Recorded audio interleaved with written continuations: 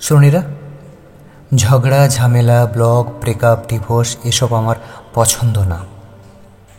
সম্পর্ক টিকে রাখতে একজন চেষ্টা করলে ঝগড়া ঝামেলা, ব্রেকআপ, ডিভোর্স হবেই। কম্প্রোমাইজ, স্যাক্রিফাইস করে চাইলে দুজনেই ভালো থাকা যায়। বাঁচবেন আর কয়দিন? দেখতে দেখতে 60 বছর চলে যাবে। যত দিন আছেন ভালোবেসে যান।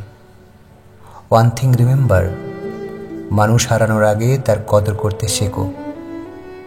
তোমার আচরণে আমি আঘাত পেয়েছি, কিন্তু চিৎকার করিনি, কোনো অভিযোগও করিনি।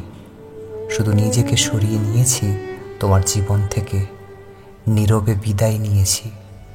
তুমি হয়তো ভেবেছ জয়ী হয়েছ, কিন্তু সময়ের সাথে সাথে এই নীরবতা তোমার বিবেকের দরজায় কড়া নাড়বে একদিন।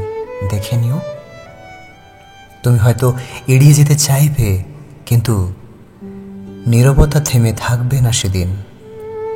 কারণ সত্যিকারের প্রতিবাদ কখনো গর্জন করে না, এটা নিঃশব্দে বয়ে চলে যতক্ষণ না হৃদয়ে অনুশোচনা জন্ম নেয়।